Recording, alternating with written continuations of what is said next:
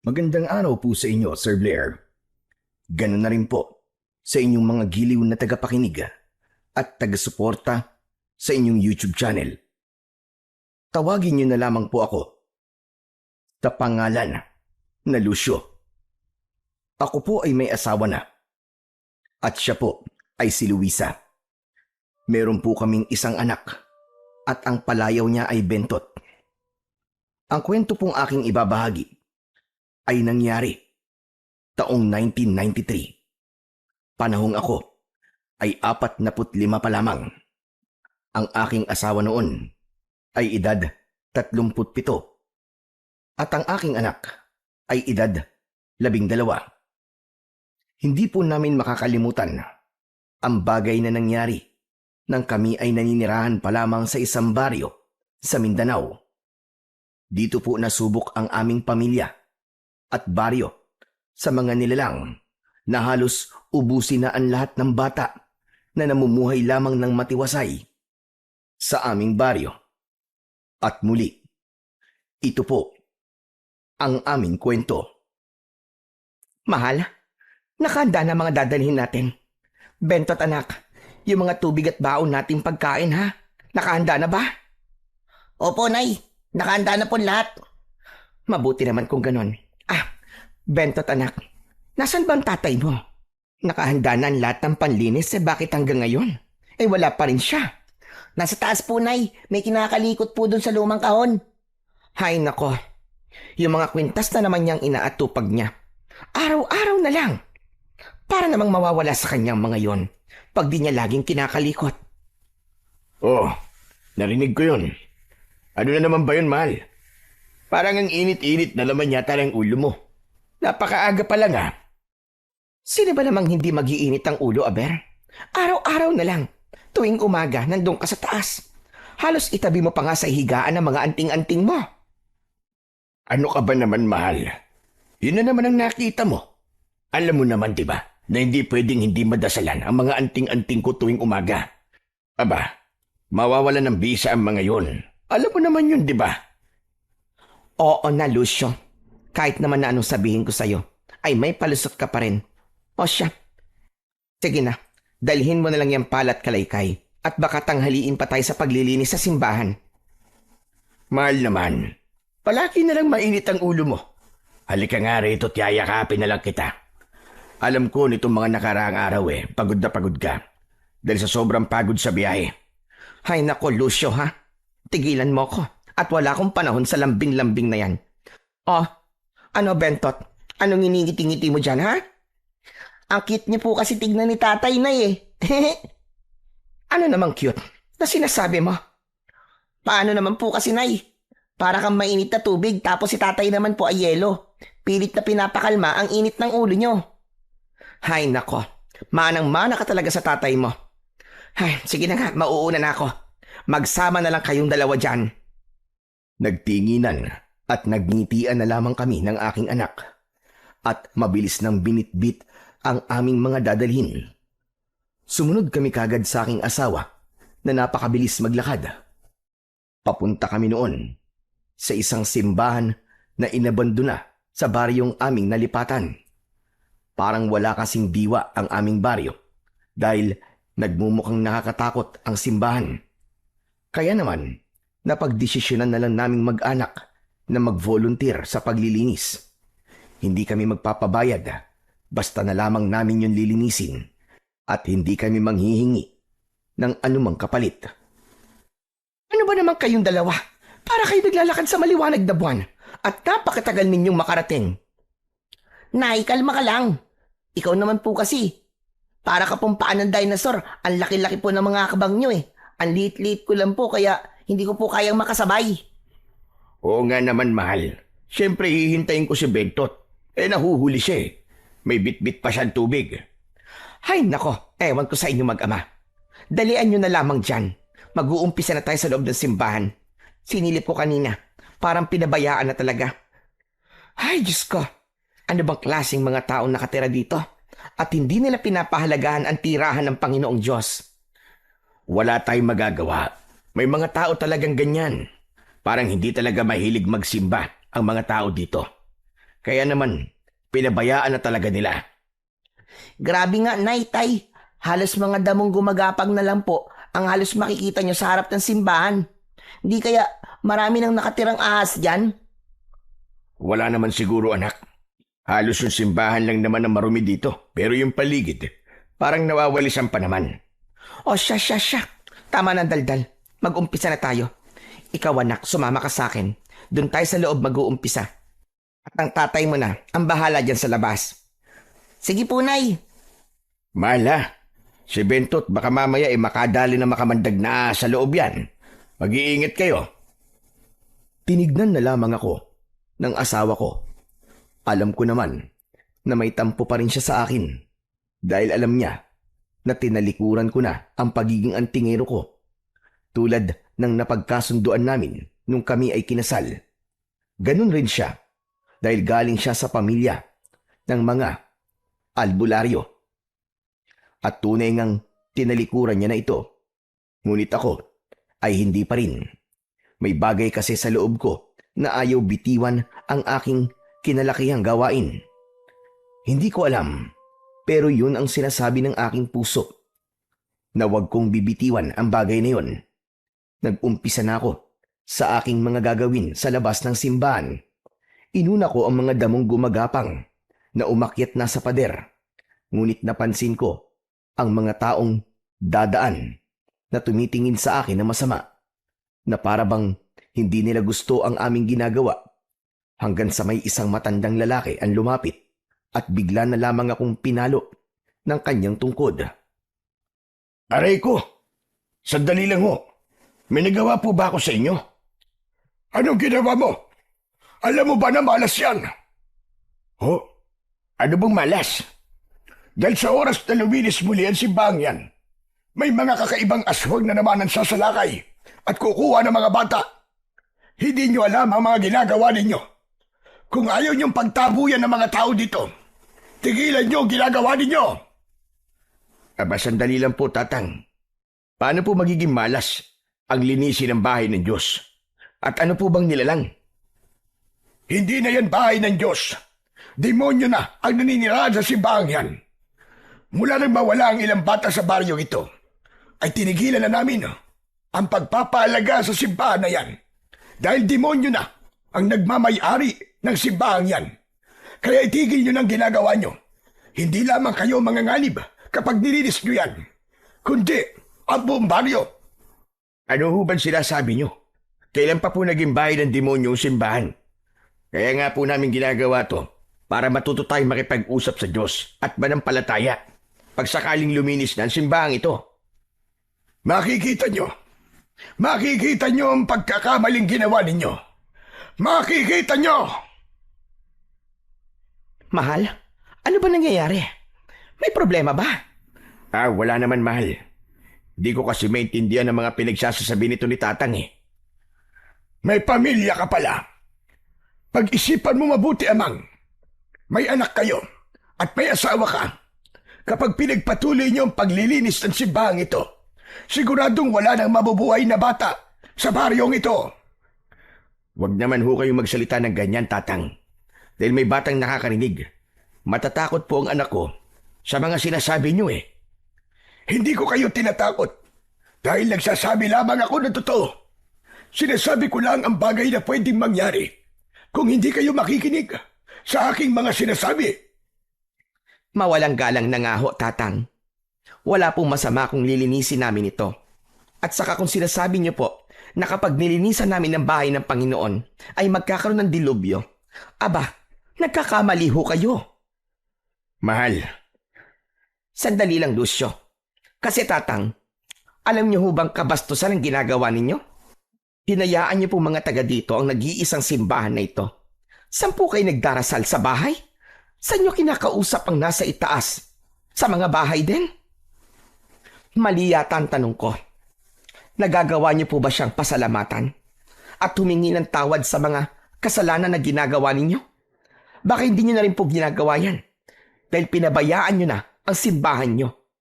Hindi malayong pati ang pananampalataya ay nakalimutan niyo na rin gawin.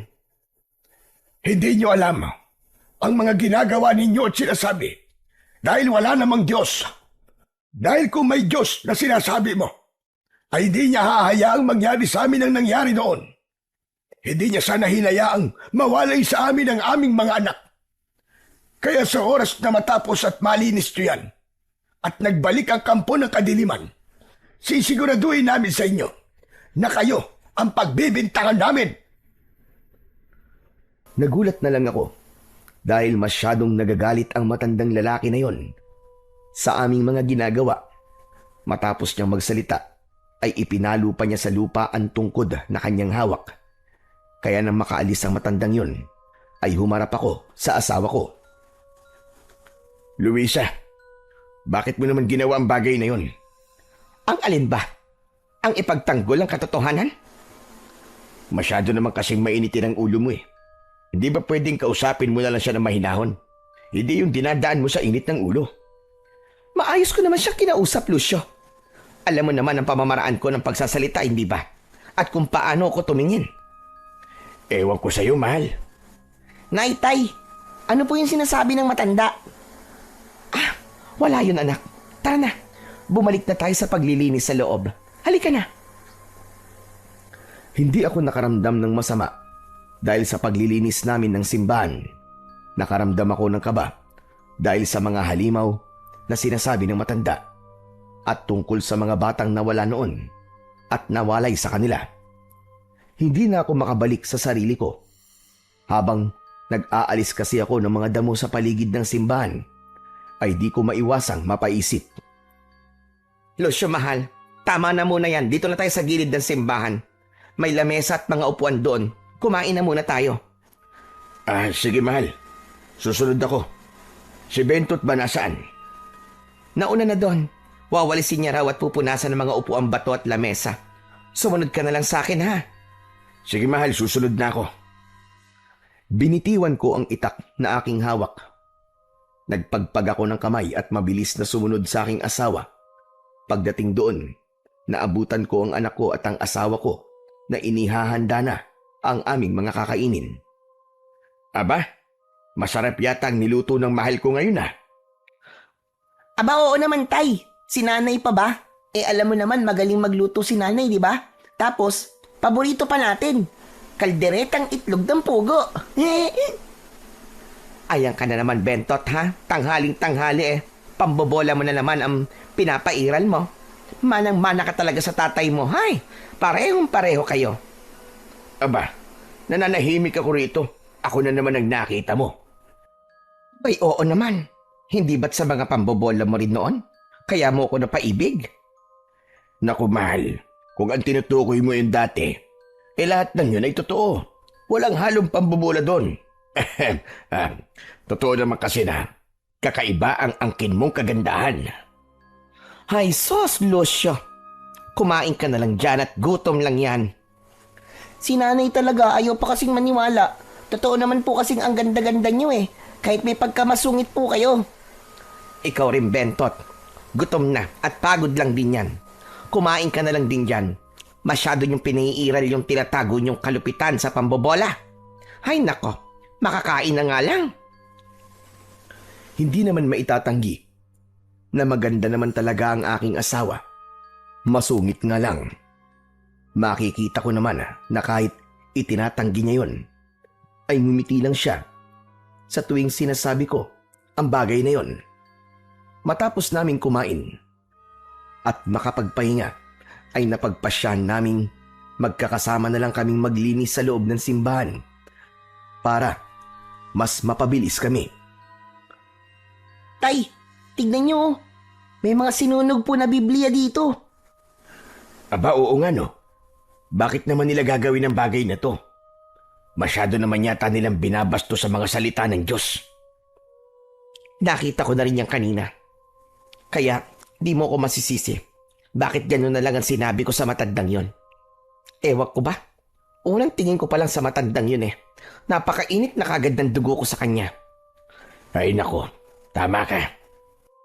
Ako kanina nga bigla na lamang akong pinalo ng tungkod. Pero grabe talaga. Kahit sino ay walang karapatan na gawin ito sa Biblia. Masyado nilang hinahamak ang Panginoong Diyos. Kaya hindi na rin nakakagulat kung may mga bagay na hindi ordinaryo ang nangyayari sa kanila rito. Kasi tulad niyan, sino bang pagpapalain kung binabastos nila ang Panginoong Diyos, hindi ba? Nay, sa dati po nating tirahan, sa baryong pinanggalingan po natin. Sabi sa amin ng pari doon, hindi raw maganda ang sirain at bastusin ang Biblia kasi raw po ibig sabihin lang daw nun, wala ka ring tiwala sa Panginoong Diyos. Tulad na lamang na sinabi ng matanda kanina. Abay wala raw Panginoong Diyos at demonyo raw ang tunay na naniniraan sa simbahan. Sobrang nasasayangan ako sa Biblia na to. Sige anak, ilagay mo na lang sa sako yan. Wala na tayong magagawa.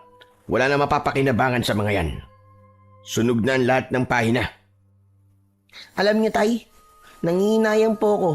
Bakit nila gagawin to? Bakit hindi po sila naniniwala sa amang lumika? Wala naman tayong lahat sa mundo kung wala siya, di ba? Wala tayong magagawa anak. Iba-iba ang mga tao. May naniniwala at meron namang hindi. Tama ang tatay mo, anak. Pero alam mo ba na ang mga taong walang pananampalataya at hindi kinikilala ang may kapal ay siguradong hindi pagpapalain. Kaya sige na, para naman kahit papano mabawasan ang rumi na meron ng simbahang ito. Maglinis na tayo. Opo, Nay. Umiling na lamang ako habang nakatingin sa aking asawa na halata rin ang pagkadismaya dahil sa mga nakita. Lumapit ako sa kanya at hinawakan ang kanyang kamay. Sabay naman nun ang kanyang pagbuntong hininga. Umupo ka na muna riyan, mahal, kung pagod ka na. Hindi naman ako pagod, mahal. Nangihinayang lang ako sa mga tao dito. Kung nakakaranas pala sila ng mga bagay na hindi ordinaryo, dapat sana mas lalo silang maniwala sa Panginoong Diyos. Hindi ba nila alam na pagsubok lang ang mga binibigay sa kanila? Pero imbis na manalig, hinayaan lamang nila na magkaganito itong simbahan. Hayaan mo na, mahal. Balang araw, malalaman din nila ang mga pagkakamali nila. Balang araw maiintindihan din nila. Kaya wag mo na lamang problemahin ang bagay na yan. Ang mahalaga nandito tayo at hindi humihingi ng anumang kapalit. Malinisan lamang ang tahanan ng ating Panginoong may kapal. Tumango na lamang ang aking asawa at habang isinasako ng aking anak ang mga natira sa mga sinunog na Biblia, ay tinulungan ko naman si Luisa sa pagpupunas ng mga upuan. Lumipas lang ang ilang oras ay nagpasya na kaming maglakad pa uwi. Itinago na lang namin doon ang pala at kalaykay at balak naming bumalik na lamang kinabukasan. Maliban sa mga kalaykay, mahal, wala na ba kayong naiwan sa simbahan? Wala na, mahal. Dala naman namin ni Bentot ang mga gamit na nadala natin kanina. O siya, akin na yung bit-bit mo, mahal. Pati na rin ikaw, Bentot. Itak lang naman ang dala ko Salamat, mahal. Ay, nako. Grabe. Sulit talaga ang pagod, ano? Lalo na alam naman natin na may dahilan ang pagpapagod natin at bukal pa sa kalooban ang ating ginagawa. Tama ka dyan, mahal ko. Sana balag araw magkatotoo mga sinabi ko kanina. Na sana maintindihan ng mga tao rito ang kanilang pagkakamali. At wala namang mali sa ginagawa natin. Sana nga, Lucio. Pero sarado ang mga utak nila. Hindi nila yon maiintindihan panigurado. Hala, Nay, Tay, tignan niyo po May nagkakagulo po doon. May nagkukumpulan tapos may mga sumisigaw. Aba, oo nga no. Tara, lapitan natin. Wag na, Lucio. Nakita mo naman kung paano tumingin ang mga tao sa atin kanina, di ba? Gusto ko lang naman tignan, Luisa. Baka may problema at makatulong tayo. Hinawakan ko ang kamay ng aking mag-ina. Nilapitan namin ang mga nagsisigawan at nagkukumpulang mga tao. Nakita namin doon ang isang dalagang hinahawakan ng isang lalaki na kung titignan ay halos kasing edad ko lamang. Umiiyak ang lalaki habang nagkikikisay naman ang dalaga at may bumubulang itim na likido sa bunganga nito. Diyos ko, Ano ba nangyayaring ito? Tay, natatakot po ako. Huwag kang matakot, anak.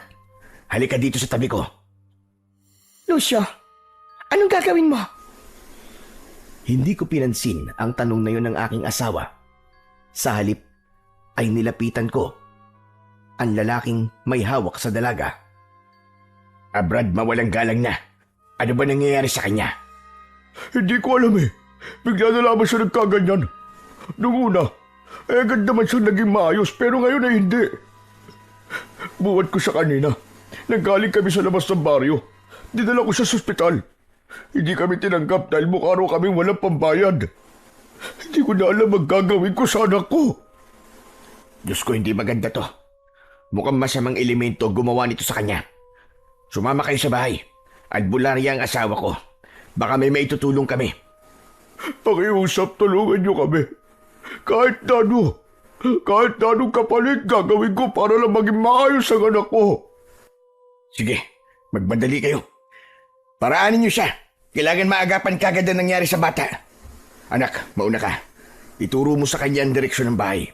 Kakausapin ko lang ang nanay mo habang naglalakad. Sige po, Tay. Sige po, Manong. Tara na po. Naunang naglakad ang aking anak at ang mag-amang gusto kong tulungan. Ngunit nang lingunin ko ang aking asawa, napakasama ng tingin niya sa akin. Narinig niya pala ang mga sinabi ko sa lalaking gusto kong tulungan. Ano yun, Lucio? Anong pinagsasabi mong tutulungan? At albularya ako. Mahal, teka lang naman. Huwag ka naman magalit. Sige na. Alam ko naman na kahit na tinalikuran mo ng pagiging albularya, kayang-kaya mo pa rin. Naririnig mo ba mga sinasabi mo, Lucio? Hindi ka muna kumonsulta sa akin bago mo ako pinangunahan. Nag-aagaw buhay na ang anak niya, mahal. Pakiusap naman. Tulungan natin sila. Baka dahil dito mapabalik natin sila sa pananampalataya sa Panginoon.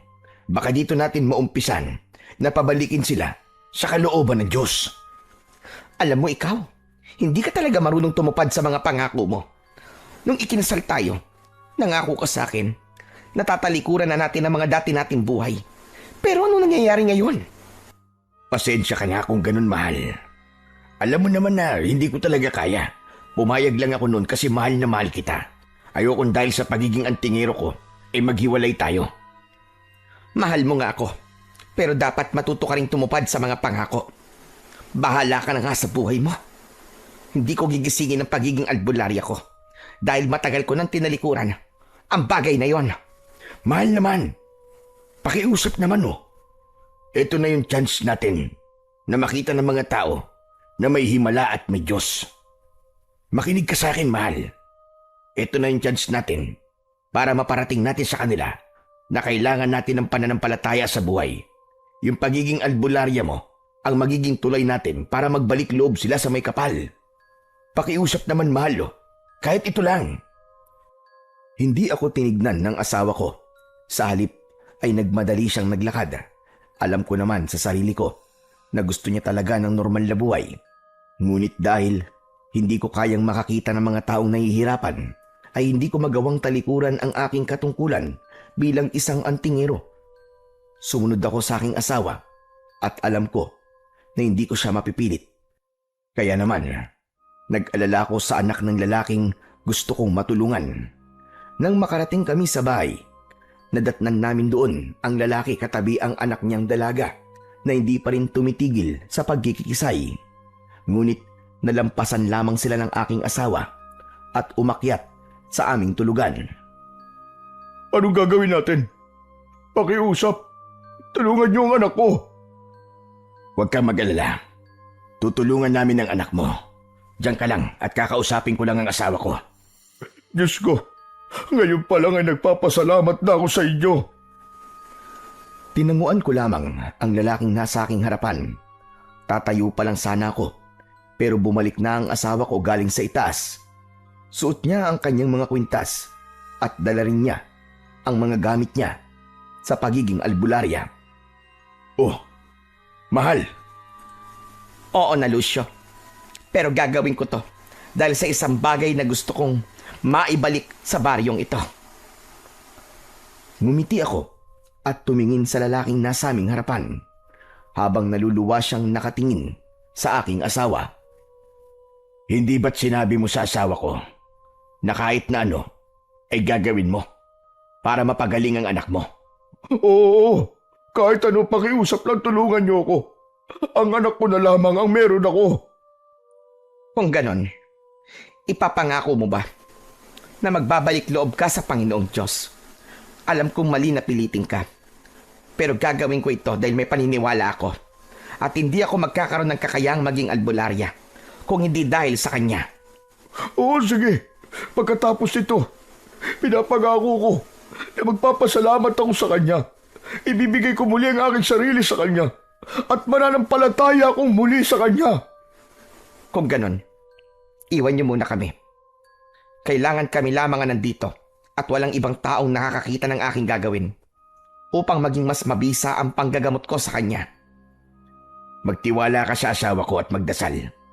Sa likod muna tayo ng bahay. Bentot anak, ipagtimpla mo kami ng kape at sumunod ka na lamang sa likod ng bahay natin. Opo, Tay. Lumabas kami ng bahay at pumunta sa likod. Doon ay pinaupo ko siya sa aming upuang mahaba. Tumabi ako sa kanya at napansin ko ang mga luhang pumapatak sa kanyang mga mata. Magiging ayos lang ang anak mo dahil kasalukuyan na siyang pinapagaling ng asawa ko. Pwede mo bang sabihin sa akin ang mga detalye bago siya naging ganon? Bago yun, gusto ko munang magpakilala. Ako si Artemio. Pwede mo akong tawaging Temyo. Ako naman si Lucio, pare. Salamat ha. At di kayo nagdalawang isip na tulungan ako. At kung tinatanong mo kung ano ang mga nangyari bago yung nangyari sa anak ko, nagkatampuan kami. Sa totoo lang, hindi nakakapagsalita ang anak ko. Pero nakakarinig siya tungkol sa nanay niya ang dahilan ng tampuan namin. Pagkatapos, umalis siya ng bahay. Halos maghapon siya wala. Pag-uwi niya, namumula na ang mga balat niya. At kahapon na naging ganyan siya. At may itim na likido lumalabas sa bibig niya. Hindi naman nagtagal ang ganun. Kaya akala ko ayos lang siya. Pero naulit-ulit kanina. Nung una ko pa lang siyang makita, alam ko na kagad na may mali. Lalo na ang itim na likido na bumubula sa bibig niya. Masasabi kong mga masamang elemento ang may gawa nun sa kanya. Hindi ko alam pero sana ay maging ayos lang siya. Natatakot ako para sa lagay ng anak ko, pare. Hindi ko siya kayang mawala. Magtiwala ka lang, Temyo. Magiging ayos lang ang anak mo. Kaya, kung magiging maayos man siya, sana naman, magpasalamat kayo sa Diyos na nasa itaas. Tumangulang si Temyo sa mga sinabi ko. Pagkatapos nun, ay tumingin siya sa kawalan, habang ang anak ko namang si Bentot ay sakto lamang ang pagdating, bitbit ang mga kaping aking tinatimpla. Oo nga pala, Temyo. Anak ko, nag-iisa namin siyang anak ng asawa ko. Bentot po ang pangalan ko. Pwede niyo po akong tawaging Ben o di kaya ay Tot. Pwede rin po namang pareho. Ben at Tot. Grabe ang pamilya niyo. Halatang masigla at masiyahin. Dahil yun sa pananalig namin at paniniwala. Kahit na anong pagsubok ang pagdaanan namin, nalalampasan namin sa tulong din ng Panginoong Diyos. Siguro nga, nasa tamang panahon na rin para magbalik loob kami. Magmula kasi nang mawala ang pananalig namin, ang dating pasakit na nararanasan namin ay mas lalo pang lumala. Umalis ang asawa ko dahil sa hirap ng buhay. At ngayon ang anak ko naman. Karma ko na yata ito. Dahil imbis na labanan ko ang pagsubok, tinalikuran ko pa ang Panginoon. At hindi naniwala sa Kanya. Temyo, ang masasabi ko lang, hindi ganun ang nasa itaas. Magbalik loob ka at patatawarin ka niya. Ialay niyo ang lahat sa Kanya at pagkatiwalaan siya ng buong puso. Makikita niyo sa hinaharap, hinding-hindi niya kayo pababayaan. Tama ka. Salamat sa iyo, pare. Kundi dahil sa iyo, Sa lahat ng mga sinabi mo, ay hindi ako matatauhan. Wala yun. Naiintindihan ko naman kayong mga taga dito eh. Baka mahirap lang talaga ang mga pinagdadaanan nyo. Kaya kayo tumalikod sa Panginoong Diyos. Tama ka. Maliban sa akin, dumanas din ang kahirapan ng baryong ito. Bagong lipat lang kami noon ng asawa ko at pinagbubuntis niya pa ang anak namin. Nalaman namin na ilang taon nang nakalipas, may mga sumalakay raw dito sa baryong ito ng mga halimaw na hindi nila malaman kung ano. Madami daw ang mga batang kinuha. Kasama na doon ang anak ni Lolo Taling. Binatilyo na ang anak niya nung panahong yun. Ang sabi nung iba 16 na raw. Ngunit nasama pa rin ito sa mga kinuha.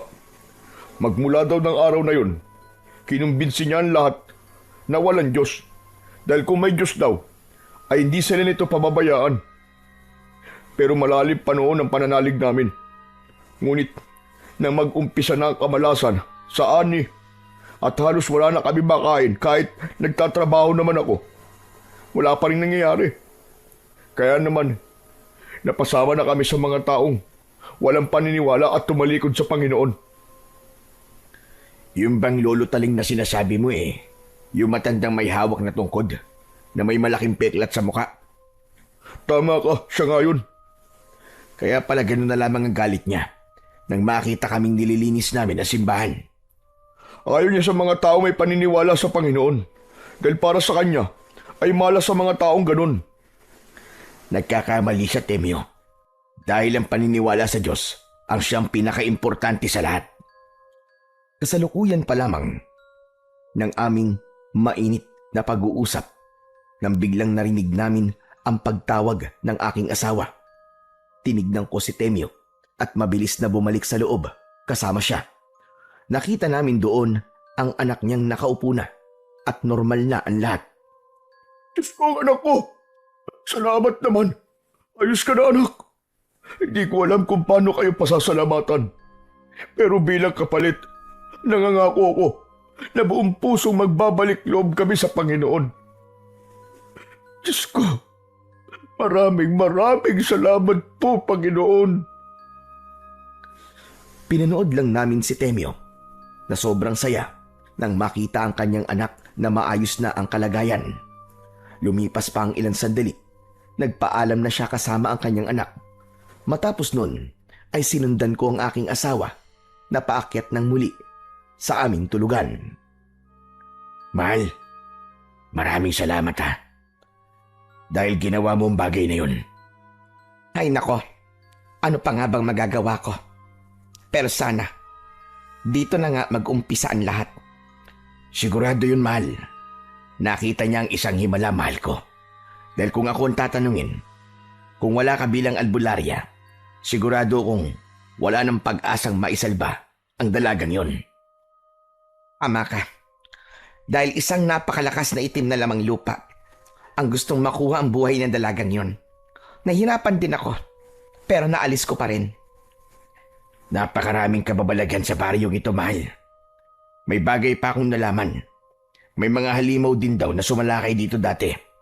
At madami daw ang nakuhang mga bata. Ibig sabihin, totoong nasa panaginip ko, mahal. Anong ibig mo sabihin, mahal ko? Nung unang gabi nating natulog sa bahay na to, nalaginip ako. Hindi ko alam kung babalaba o nangyari na. Pero sa panaginip ko, kinuha raw si Bentot ng mga halimaw na may itim na balat, abo ang buhok at mapupula ang mga mata. Habang ang mga pangil nila ay parang sa tari ng manok. Kakaiba talaga, mahal. Hindi ako sigurado.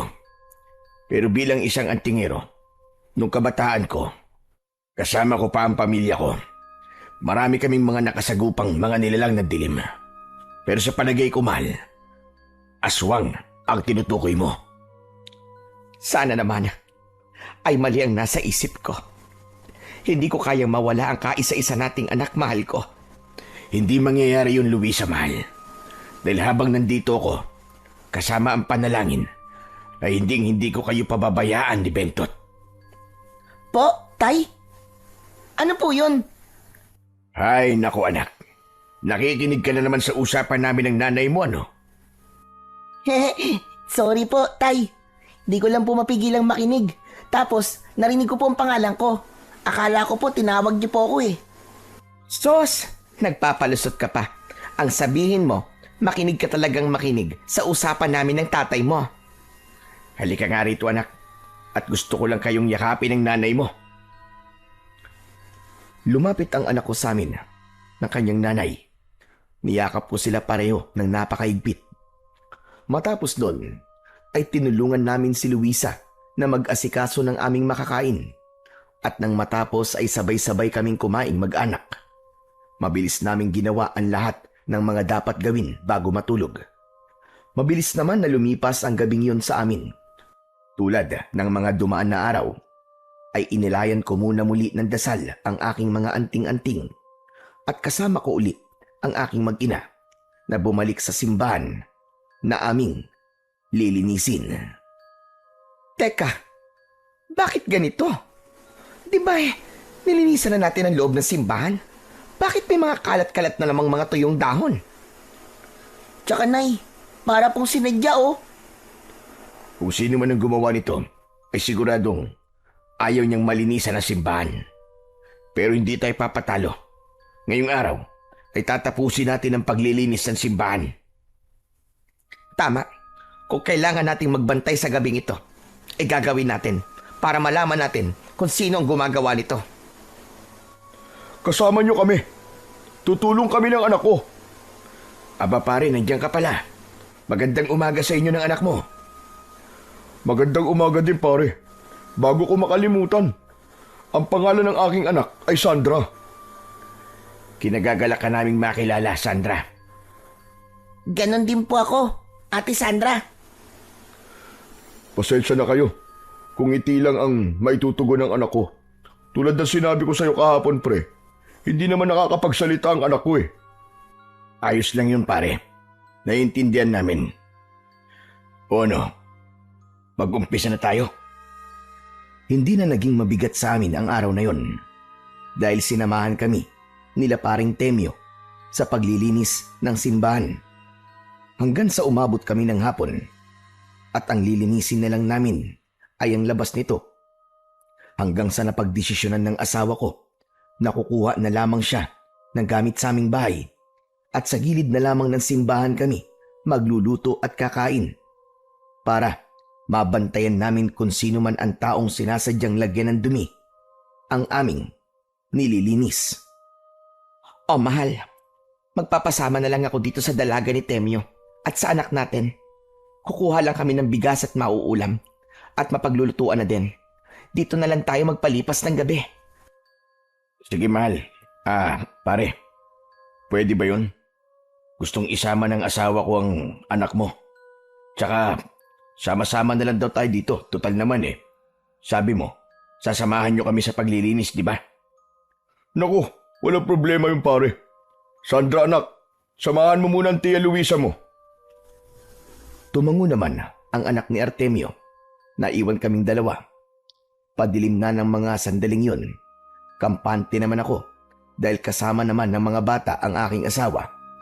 Alam ko naman kasing magaling sa pakikipaglaban si Luisa kung sakaling mapagtripan sila sa daan. Pre, grabe naman ang pagkamuhi ng mga tao dito sa simbahan. Sa totoo lang, halos ang loob ng simbahan ay nalinisan na namin kahapon. Kaso, tulad ng nakita mo kanina, para bang sinadyang lagyan ng tuyong dahon ng loob. Ewan ko ba paring Lucio, kahit kami ng anak ko nun, malaki din ang pagkamuhi sa tahanan ng Diyos. Pero nang makita ko ang himala na ginawa ng asawa mo, nawala ang dating pagkamuhi ko. Pero hindi dapat ganun. Alam mo, hindi ang Diyos ang gumagawa ng malas. Dahil nasa kamay nila yun. Ginagabayan lamang sila. Pero kung tatahakin nila malilandas, hindi na yun ang ginusto ng nasa itaas. Hayaan mo pare, darating din ang panahon na matatauan ng mga tao rito sa pagkakamali nila. Tulad ko. Sana nga pare, kasi hindi rin maganda na wala silang pananampalataya sa Panginoon. Buti nga't dumating kayo eh. Balak na kasing ipagiba ni Lolo Taling ang simbahang ito. Pero sa palagay ko ay mauudlot yun. Kahit bago lamang kami sa baryong ito, ipaglalaban ko pa rin ang tama. Walang karapatan ng sinuman na bastusin ang tahanan ng Panginoon. Napalalim ang pag-uusap namin ng mga oras na yon.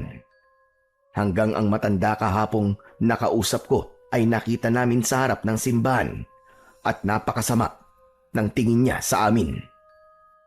Pati ba naman ikaw, Artemio, ay nagpapalinlang? Mawalang galang na ho. Wala pong panlilinlang na nagaganap. Tama ho si Lucio. Buong puso ko pong tinanggap ang pagbabalik loob sa ating amang lumikha. Walang lumikha. Walang Diyos. Yan ang lagi ko sinasabi sa inyo. Dahil kapag nalalagay tayo sa panganib, mga sarili lang din natin ang inaasahan natin. Hindi naman tayo natutulungan ng Diyos na sinasabi ninyo. Nagkakamali ho kayo. Binibigyan tayo ng pagsubok ng Panginoon. At alam niya, nakakayanin natin yon. Pinatatatag niya lamang tayo. Pero iba ang ginawa ninyo. Imbis na tanggapin niyo siya ng buong puso, anong ginawa niyo? Tinalikuran niyo siya at idinamay niyo pa ang lahat ng tao sa baryong ito. Wala kang alam. Wala kang alam. Hindi mo alam ang mga nadanasan ng baryong ito. Kaya huwag kang magsalita na parang alam mo lahat. Siguro tama nga kayo na wala akong alam sa mga nangyari sa baryong ito. Pero isa lang ho ang nasisigurado ko. Na mali kayo ng piniling paniwalaan. Lolo Taling, pag-isipan niyo ho ng mabuti. Mag-umpisa na po kayo magbalik loob sa Panginoon. Dahil napatunayan ko po na merong Diyos. Ang anak ko po na nag-aagaw buhay. Nagawa po nilang pagalingin at maayos na ang lagay ngayon. Totoo po, maniwala kayo sa akin. Huwag kang magsalita ng kalokohan. Hindi totoo ang himala. Habang umiinit ang pag-uusap namin ng mga oras na yon, sabay-sabay kaming napalingon dahil narinig namin ang sigawan ng mga tao na natatakot at umiiyak. Nag-uumpisa na ang mga demonyo sa panggugulo sa baryong ito. At kayo ng pamilya mo may kasalanan kung bakit sila nagalit. Kasalanan mo! Wala akong oras sa paninisi nyo. Paring Temyo, ang mga anak natin. Tumango sa akin si Paring Temyo. Mabilis naman naming hinanap ang kinaroroonan ng aming mga pamilya. Bumungad sa amin ang isang tagpo na hindi ko lubos maisip kung totoo dahil may mga nilalang na nagtatakbuhan at pumapasok sa mga bahay-bahay. Katulad sila ng mga nilalang na ikinuwento sa akin ng aking asawa na nakita niya sa kanyang panaginip. Diyos ko, ang mga ito, kakaiba ang mga nilalang na to. Sa tala ng buhay ko, ngayon lang ako nakakita ng mga tulad nila. Temyo, ang mga anak natin. Baka nga totoo ang mga sinasabi ni Lolo Taling. Baka nga pinarurusahan na tayo ng mga demonyo dahil sa ginawa natin. Hindi yun pare. Huwag kang mag-alala. Hindi pamamayaan ng Diyos sa mga mahal natin sa buhay. Kaya magmadali ka. Kailangan natin silang mahanap. Pero bago yun, balikan muna natin ang lahat na magagamit natin sa data sa mga halimaw na to. Bumalik kami sa simbahan. Nadatnan namin doon ang matandang si Apong Taling. Nagkakalat ito ng mga tuyong dahon sa loob. Ngunit dahil wala na kaming oras para sawayin siya, ay umiling na lang ako at agad na kinuha ang pala na nakasandal sa pader. Habang si Paring Temyo naman ay ang itak kong nakatabi ang kinuha. Mabilis kaming tumakbo at bawat lalapit sa amin ay pinaghahampas namin ng aming mga hawak. Grabe! Ang lalakas nila pare! Diyos ko! Ang anak ko! Inaalala ko rin na mag-ina ko pare. Kaya magmadali tayo. Diyos ko, di ko mapapatawad ng sarili ko pag may nangyaring masama sa kanila. Lalo na't hinayaan ko na sila na maglakad nang hindi ako kasama. Huwag ka mag-isip ng ganyan pare. Tulad na sinabi mo, ay di sila hahayaan ng Panginoong Diyos, diba? Magtiwala lang tayo sa Kanya. Nang makaalis kami sa mga napakaraming mga aswang, ay mabilis naming tinahak ang daan. Ngunit bumundo lang kabako nang makita ko ang asawa ko sa hindi kalayuan na nakahiga Kasama niya ang anak na dalaga ni Temyo. Ngunit wala roon ang aking anak na si Bentot. Luisa, mahal. Gumising kayo. Mahal ko, gumising ka. Lucio, mahal. Ikaw ba yan? Oo, mahal ko. Ano nangyari sa inyo ni Sandra? Nasaan ang anak natin? Ang anak natin, Lucio. Ang anak natin. Kinuha siya ng mga halimaw. Hindi ko alam. Pero nawalan kami ng malay nang may isinaboy sila sa amin na itim na bagay. Patawarin mo ako, mahal ko. Hindi ko naprotektahan si Bentot. Hindi, mahal. Hindi napahamak si Bentot. Magtiwala ka. Babawiin natin ang anak natin. Pero pare, paano? Oras na, pare. Para bumalik ako sa pagiging antingero. Tutulong ako sa'yo, pare. Tutulong din ako, mahal ko. Hayaan mo kung tumulong pakiusap. Maganda na tayo. Sa oras na may mangyari sa anak ko, hihiram ang mga halimaw na yun ng mukha sa aso. Umuwi kami sa aming bahay. Kasama namin ang magtatay na sina Artemio at Sandra. Pagdating namin doon, agad kaming naghanda habang ang asawa ko naman ay wala pa ring tigil sa pag-iyak. Tama na yan, mahal. Mababawi din natin si Bentot. Pangako yan. Hindi ko alam, Lucio. Pero natatakot ako para sa anak natin. Hindi ko alam ang gagawin ko kapag napahamak siya. Mahal naman, huwag kang mag-isip ng ganyan. Kung nasan man si Bentot ngayon, hindi siya pababayaan ng Panginoong Diyos. Magdasal ka lang, tutulungan niya tayo. Mababawi natin siya. Sigurado yun. Huwag ka mag-alala, Luisa. Hindi ko kayo iiwan ni paring Lucio. Nandito lang ako para makabawi ako sa inyo. Lalo na't ang anak niyo naman ang nasa panganib. Hindi ko kayo iiwan. Tutulungan ko kayo magdasal at sasama ako sa anumang plano ninyo. Salamat sa iyo, Temyo. Maraming salamat. Hindi pa man kami tuluyang nakapaghanda. May mga tao na ang nagsisisigaw sa labas. May mga hawak silang kahoy na may apoy. At pinangungulahan yun ni Apo Taling. Ano nangyayari? Teka nga, ano bang ibig sabihin nito, Apo Taling? Kung pinaniwalaan nyo lamang ako, hindi sila muling magbabalik sa baryo namin. Hindi sana mauulit ang mga nangyari doon. Kayong mag-asawa ang may kasalanan nito. Walang may gusto sa mga nangyayari ito. Pinalaan ko na kayo nung unang araw ng paglilinis ninyo. Pero hindi pa rin kayo nakinig. Kaya kung akala mo ay wala kang kasalanan, nagkakamali ka. Kayo ang dapat nasisihin. Kayo lamang at wala nang iba pa. Tumigil ka na, tanda. Wala kaming kasalanan. Dahil ginawa lang namin kung ano ang tama. Biglaan lang ang pagdating o pagbabalik nila. Huwag niyo kaming sisihin. Mga kababaryo, tama mag-asawa, wala silang kasalanan. Ang gusto lamang nila ay magbalik loob tayo sa Panginoon at malinisan ang simbahan. Maganda mga gusto nila mangyari at walang dahilan para sila ang sisihin ninyo. Isa kang patemyo. Nagtaksil ka sa baryo. Nakita mo lang na gumaling ang anak mo. E naniwala ka na kagad sa kanila. Dahil sa mga ginagawa ninyo, na wala mga bata sa baryo, nang dahil sa inyo, kinuha sa mga tao dito ang kanilang mga anak. Nagsigawan ang mga tao at halatang sumasang-ayon sila sa sinabi ng matanda. Ngunit ramdam ko sa asawa ko ang inis at galit nito. Mawalang galang na ho sa inyo. Hindi lang sila ang kinuhanan ng anak. Dahil pati ang anak namin ay kasama sa mga kinuha. Kaya huwag kayong umarte na parang kayo lang ang biktima rito. Nangyari yan dahil sa kagagawa ninyo. Hindi mawawala ang anak ninyo kung hindi rin dahil sa inyong dalawa. Pigilan mo ko, Lucio. Papatulang ko na talaga ang matandang ito. Hindi lang ho kayo ang namumroblema. Tulad na sinabi ng asawa ko, kasama ang anak ko sa mga kinuha. Pero gagawa kami ng paraan para mabawi silang lahat. Paano? Paano nyo gagawin yon? Wala nga kayong nagawa para protekta ng anak ninyo. Tapos nangangako kayo ngayon na mababawi sila. Sinong niloko nyo? Hindi ka talaga titigil, ha? Sandali lang at maghintay kay Jan. Kami ang sinisisi nyo, ha? Luisa, sandali, anong gagawin mo? Luisa! Parang awa nyo na po, umalis na kayo.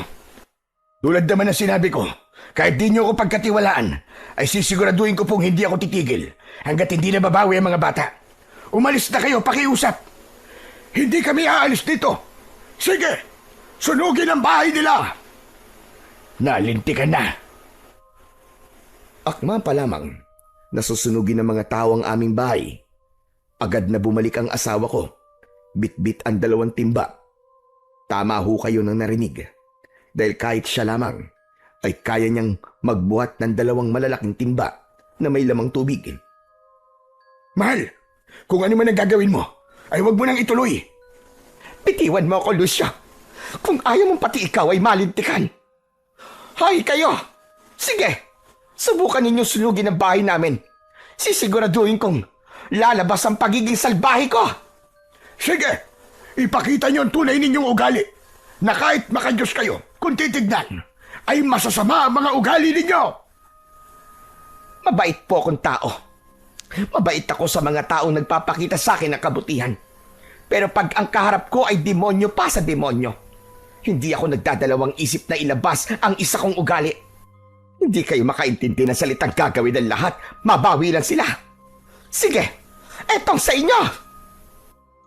Mabilis na isinaboy ng aking asawa ang tubig na nasa balde gamit ang isang tabo hanggang sa nagawang magtakbuhan ng mga tao kasama si Apo Taling dahil hindi lang pala yun ordinaryong tubig. Nilagyan pala yun ng asawa ko ng paminta. Dahilan para mangati sila. Bakit mo naman ginawa yun, mahal? Kung hindi ko gagawin yun, Lucio, hindi mapuputol yung mga bulungan at paninisi nila. Kahit na pa hindi mo dapat ginawa yun. Tumahimik ka nga, Lucio. Alam mo kung magalit. Kahit na sinisisi na tayo ng mga tao, ay nagagawa ko pa rin silang ipagtanggol. Sumobra naman yata ang kabaitan mo. Baka kunin ka na ni Lord niyan. Mahal naman Alam ko namang mali sila. Pero kasi, walang pero-pero. Maghanda ka na lang dyan. At hindi tayo titigil hanggat hindi mahahagilap ang mga hayop na demonyong kumuha kay Bentot at sa iba pang mga bata. Huwag mo na din ipilit yung mga gusto mong sabihin. Kilala mo akong magalit. Napilitan akong ngumiti dahil kahit malaki ang katawan ko sa asawa ko, hindi ko talaga gustong galitin siya. Kaya naman, nang umalis siya sa harapan namin ni Temyo, inumpisahan ko na ring orasyonan lahat ng aking anting-anting. Pare, nakakatakot pala magalit ang misis mo. huwag ka maingay, pare. Di mo talaga gugustuhin galitin yung asawa ko. Mas matapang pa yun sa tigre. Halata naman Anong pinagbubulungan yung dalawa dyan, ha? Naku, mahal, wala. Oo nga pala. Tapos ko na palang orasyonan ang mga anting-anting ko. Mabuti naman. Oh, ayan na mga gamit mo. Ibinagsak ng aking asawa ang isang maruming tela. Pagbagsak nun ay narinig ko ang iba't ibang uri ng tunog. Kaya napatingin ako sa kanya. Mahal, hindi ba iniwan ko to sa dati nating bahay? Wala naman akong magagawa Kahit nun pa, ramdam ko na ayaw mo talaga bitiwan ang pagiging antingero mo. Kaya naman, isinama ko na yan sa paglipat dito. At ayan, tama palang ginawa ko. Ngayon, magagamit natin ang pagiging antingero mo. Salamat, mahal. Nako, hindi na tayo mahihirapan ito at may magagamit na tayo. Salamat talaga, ha? Huwag mo akong tignan ng ganyan, Lucio. At hindi ko nagugustuhan. Mahal naman, nagpapasalamat lang naman ako At saka, malaking tulong talaga sa atin ito. Oo nga pala, pare. Hindi ba pwedeng kung sasama ako sa inyo dito na lang maiwan sa bahay niyo ang anak ko? Oo naman, pare. Walang problema yun. Sige, Sandra. Doon ka sa kwarto ng anak ko. Mas siguradong ligtas ka doon. Hindi namin ikakandado ang kwarto. Pero sa loob, siguraduhin mong nakakandado, ha? Tumango naman ang dalaga at hinatid na siya ron ng aking asawa. Iniwanan niya rin yun nang makakain. Kaya naman nag-asikaso na kami. Kumuha ako ng isang malaking bag para doon ilagay ang aming mga kagamitan. Habang ang mga anting-anting ko naman ay aking isinuot. Binigyan ko rin si Temyo at ang aking asawa para madagdagan ang kanilang proteksyon. Ang tanong na lang ngayon, saan natin hahanapin ang mga lintik na yon? Paano natin sila may liligtas kung wala tayong alam kung nasaan sila? Meron ako pare. Ano ka mo? Paanong meron? Nang minsan magkwento si Lolo Taling na pinaniniwala niya kami na walang Diyos. Nasabi niya na nasa paanan daw ng bundok niya nakita ang mga halimaw na lumabas. Pwede natin subukan puntahan doon. Alam mo ba ang daan papunta doon? Oo, medyo may pagkamalayo siya dito sa baryo. Pero minsan na kami dumaan doon. Kaya alam ko. Pero kasi... Pero ano pare? Nakakatakot kasi doon eh. Pag dumaraan ka. Alam niyo ba yung pakiramdam na parang may mga matang nakatingin? Ganun. Kaya pag dumadaan kami doon, aba talaga namang nangingilabot kami. Kung ganun, doon tayo magpupunta. Sige, maglakad na tayo. Ngunit bago pa kami naglakad, ay nagbigay muna kami ng isang habilin sa anak ni Temyo na huwag siyang lalabas doon. At nagpatuloy na kaming tatlo. Habang naglalakad kami, ay may mga nadadaanan pa kaming mga tao. Tulad ng dati, ang mga tingin nila ay matatalim na para bang wala kaming ginagawang maayos. Hinayaan lang namin sila at nagpatuloy lang kami sa paglalakad hanggang sa nakarating na kami sa bungad ng kakauyan. Pare, dito ba talaga ang daan papuntang paanan ng bundok? Oo, dito kami pumapasok pag kukuha kami ng mga tuyong kahoy. Tapos dadaan na kami sa malapit sa paanan ng bundok. Hindi maganda ang pakiramdam ko, mahal. Parang may nagsasabi sa akin na delikado rito. Pero kung hindi natin gagawin ito, malalagay sa panganib ang mga bata. Kasama na roon ang anak natin. Alam ko naman yon. Pero sakto na ba ang paghahanda natin? Hindi na dapat tayo mag-aksaya ng oras. Kailangan kumilos na kagad tayo. Dahil ayon sa mga nakita kong nilalang, hindi sila ordinaryo. Masasabi kong isang uri sila ng aswang. Pero alam niyo ba, yung parang kakaiba silang uri. May nabanggit sa akin ng lolo kong albularyo nung bata pa ako. Kinikwento niya sa akin ang bawat uri ng mga aswang, mahal. Kung titignan, isa sila sa mga kakaibang uri ng aswang. Agarban, mahal. Yun ang tawag sa kanila. Oo nga, tama ka.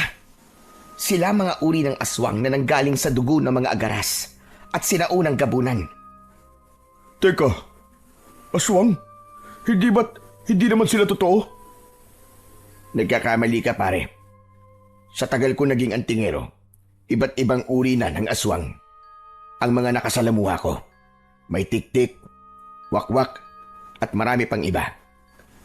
Pero ang mga makakalaban natin ngayon, nanggaling sila sa pinakamalalakas na lahi ng aswang. Tama.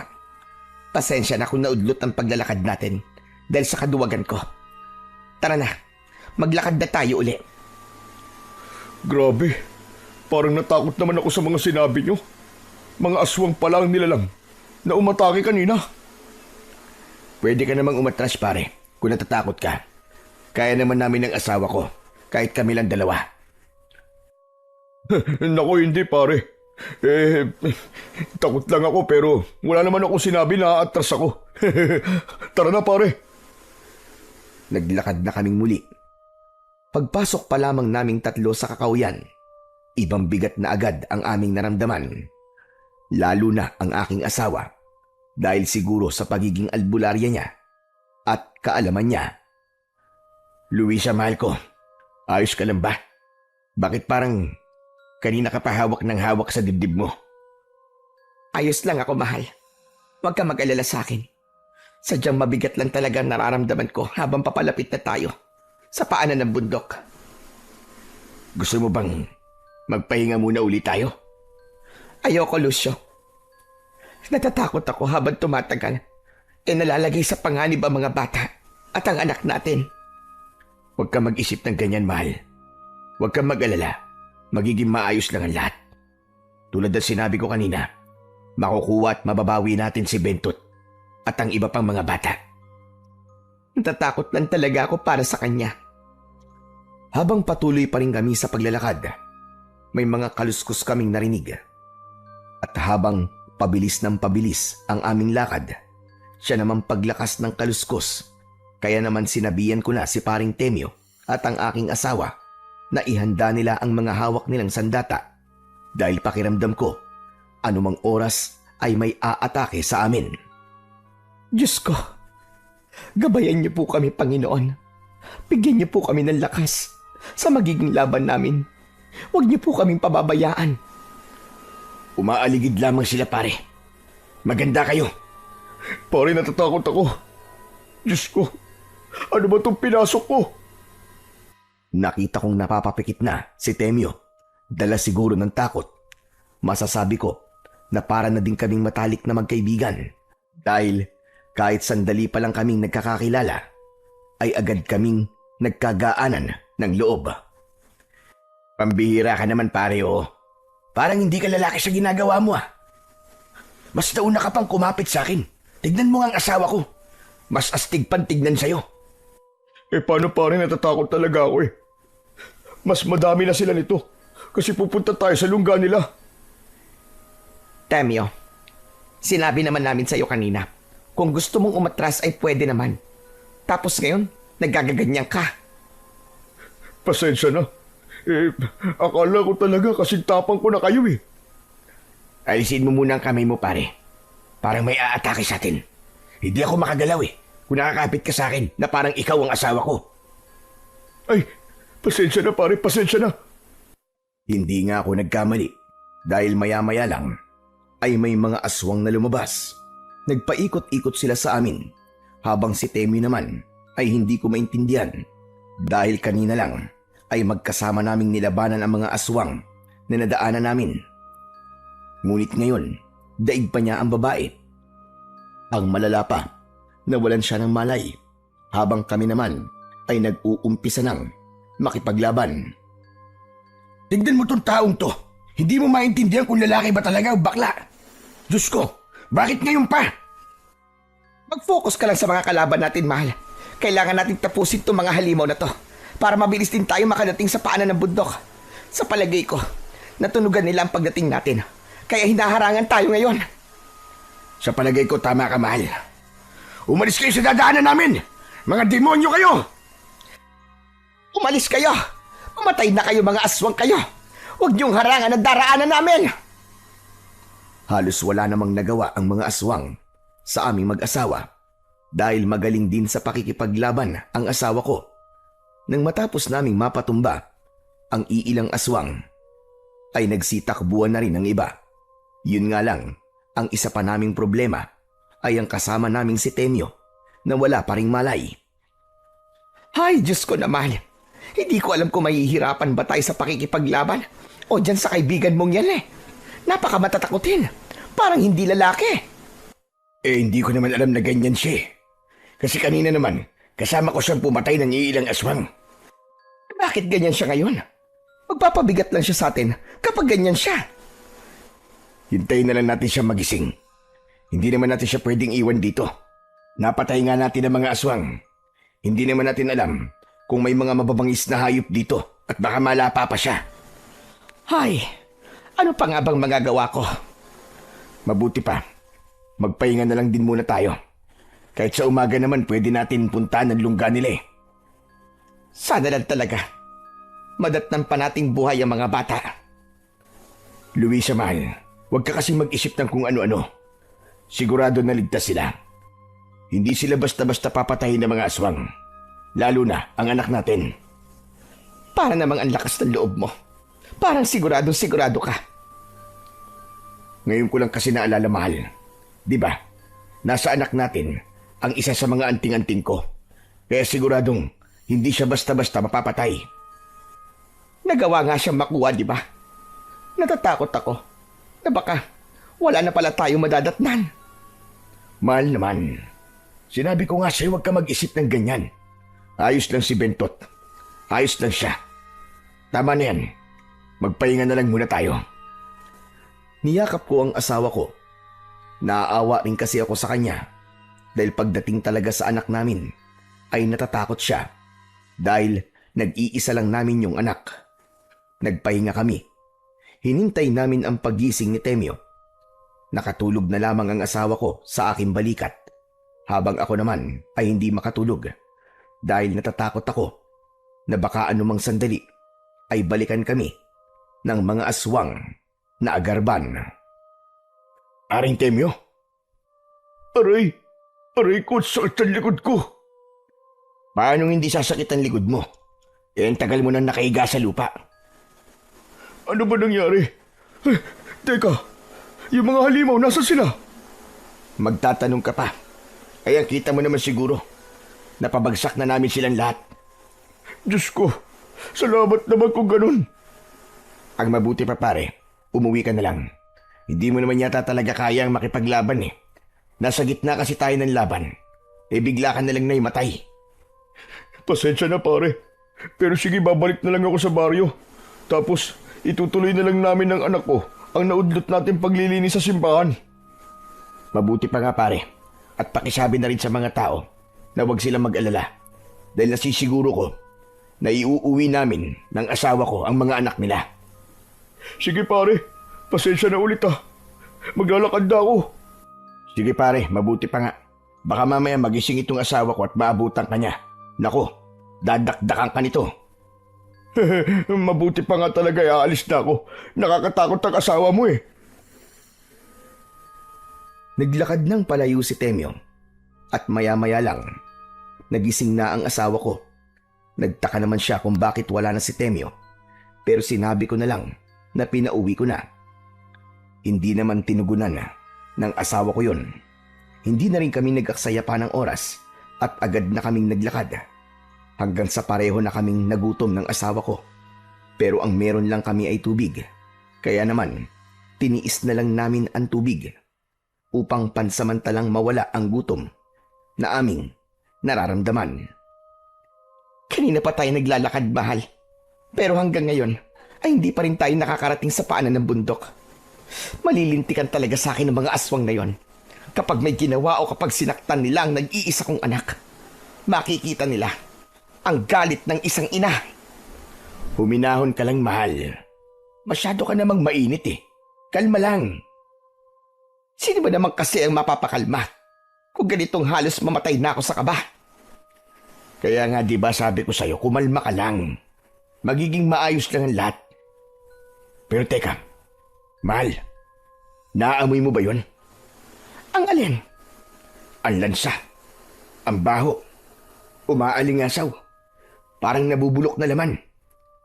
Aba, oo nga no.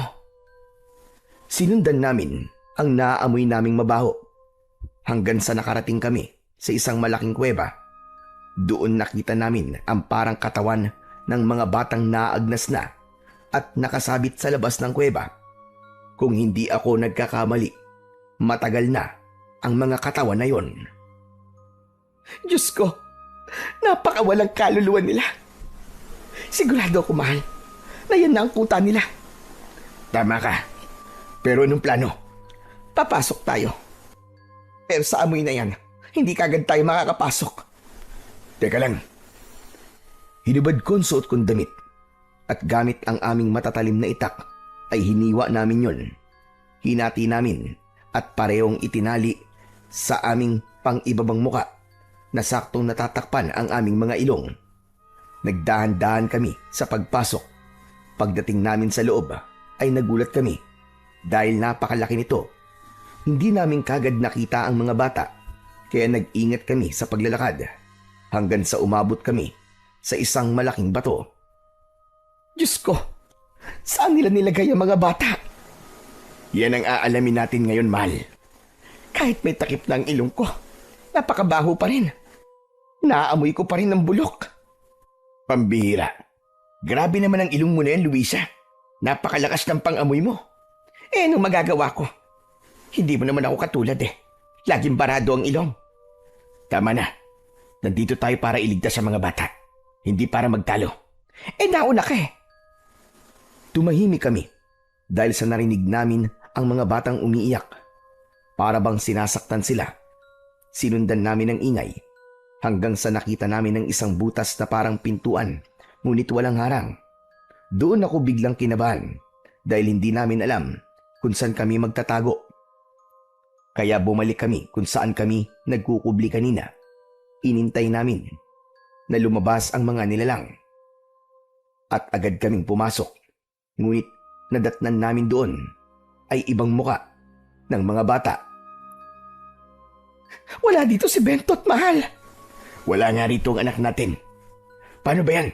Anong gagawin natin? Sandali lang ha.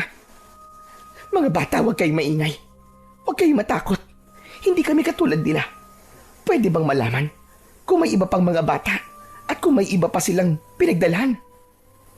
Hindi sumagot ang mga bata.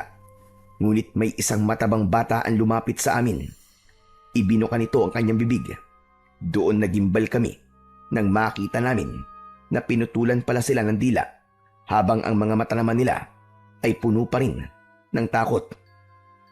Diyos ko, mga hayop talaga sila. Mga bata lang kayo. Bakit nila ginagawa sa inyo ito? Mga demonyo talaga ang aswang na yun. Sisiguraduhin kong mapapatay ko kayong lahat. Paano, Lucio? Anong gagawin natin sa mga batang ito? Hayaan mo, mahal. Mahaba pang araw. Hahanapin muna natin si Bentot. Sige. Pero, o ano mga bata? Alam kong hindi niyo ako makakausap at hindi kayo makapagsalita. Pero pwede bang magtiwala kayo sa akin? Tulungan niyo kami. Hanapin natin ang iba pang mga bata. Umupo ang matabang bata at kumuha ng isang bato. Nagsulat siya sa lupa na alam niya raw ang ibang pinagdalhan sa mga bata. Ang sabi pa niya sa amin, mamayang gabi raw, sila na raw ang isusunod na papatayin. Ayon pa sa mga sinulat niya, nakikiusap daw siya na sana ay ilabas namin sila doon dahil gusto pa raw nilang mabuhay. Naluwa naman ang asawa ko at tumango. Walang mamamatay sa inyo rito. Maipapangako ko yan. Huwag kayong mag-alala. Sabayan niyo lang na mataimtim na pagdadasal na sana ay magtagumpay kami ng asawa ko. Luisa, mahal, may mga paparating. Saan tayo magtatago, Lucio? Nataranta kaming humanap ng mapagtataguan. Ngunit pinangunahan ng bata. Binigyan nila kami ng daan na ang ibig sabihin lang ay gagamitin nila ang kanilang katawan upang takpan kami. Hindi naman kami nagpatumpik-tumpik. Agad naming ginawa ang nais nilang mangyari at nang maitago kami ng mga bata ay may isang aswang na pumasok. Mas malaki ito sa mga nakalaban namin. Nakakatuwa naman kayong mga bata. Mukhang napakatahimik nyo yata ngayon. Parang tinanggap nyo na magiging kapalaran ninyo. Huwag kayo mag-alala. Magiging madali lang naman yun. Hindi naman magiging masakit. Hindi na pala kayo nakakapagsalita. Nakakapanghinayang naman. Parang kumakausap lang ako sa isang bato. Aba, sandali. May hindi pamilyar akong naamoy. May iba ba kayong kasama rito? Naalala ko nga pala.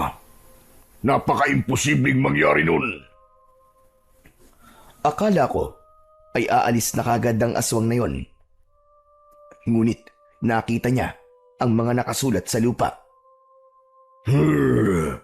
Ano ito? Anong ibig sabihin ng mga lingwaing yan?